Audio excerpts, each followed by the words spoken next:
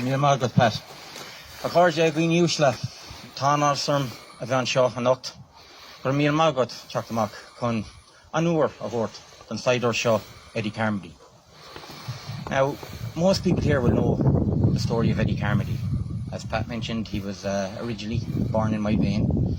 Came to Ballylongford as a younger man to look for work on a farm, as many young men would have done at the time. By all accounts, he was a gifted footballer, a great athlete. He was a man of great conviction, respect and honour, as, again, many people at the time would have been.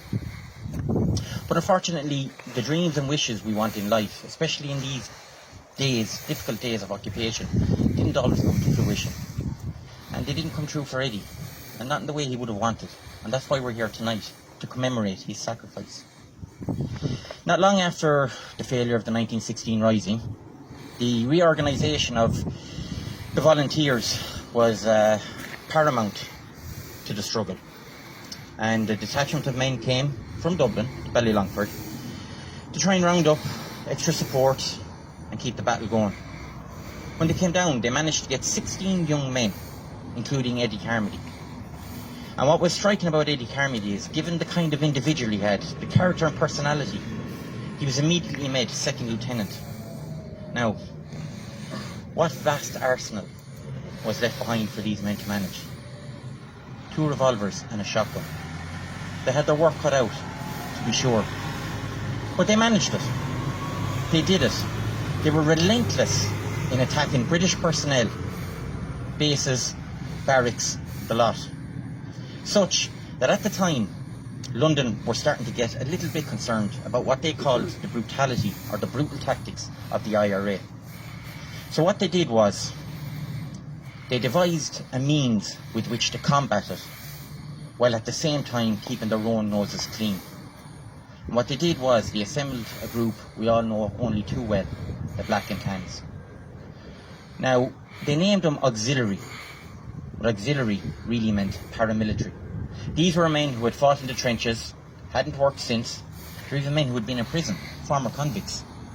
You had soldiers who had fought in World War I with no more war left to fight, convicts with no more crimes left to commit, and they came to Ireland to do it.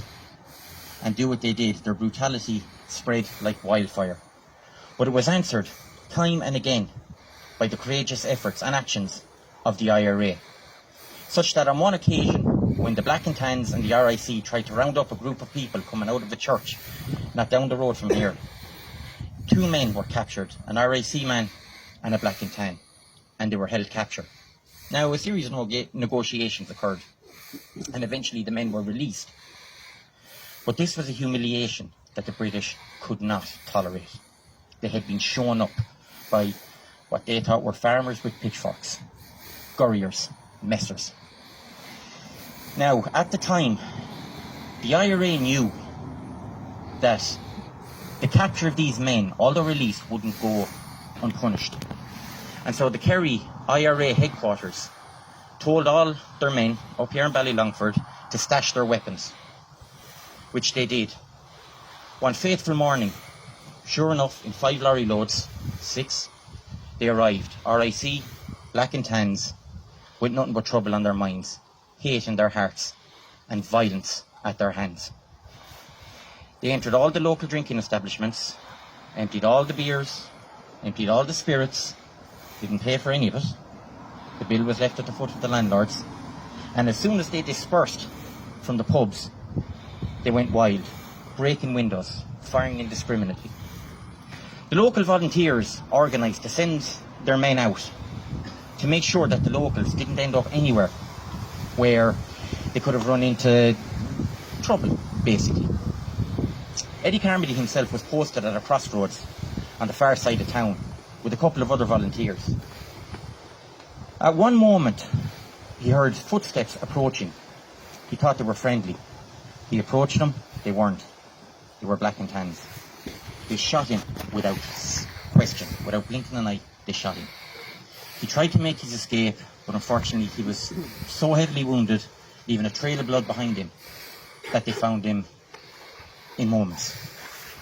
They dragged him back out onto the road. They punched him. They kicked him. They hit him with the butts of the rifles. They bayoneted him. And they shot him in the face several times. After which a drunken cheer went up amongst them.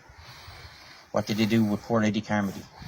Put him on the back of a cart, dragged him through the town, and threw his body out for his own father to find the following morning. Eddie Carmody wasn't killed in battle. He wasn't executed by a British tribunal. He was murdered, his body desecrated. Did it have the effect that the British wanted? Well, it didn't. We're standing in front of it tonight. There's the proof. The people would not go on their knees. And they fought. And it fueled them.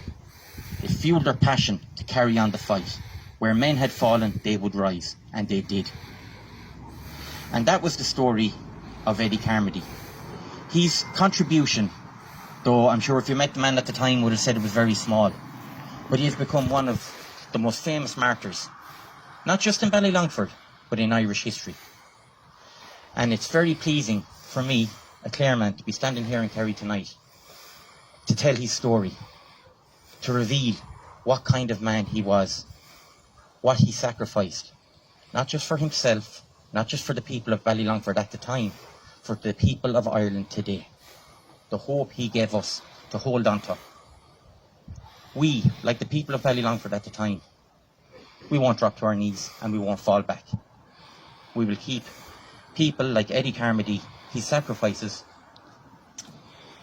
forever in our hearts.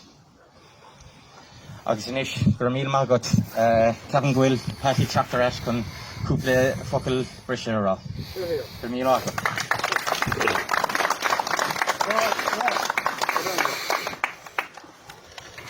Michael.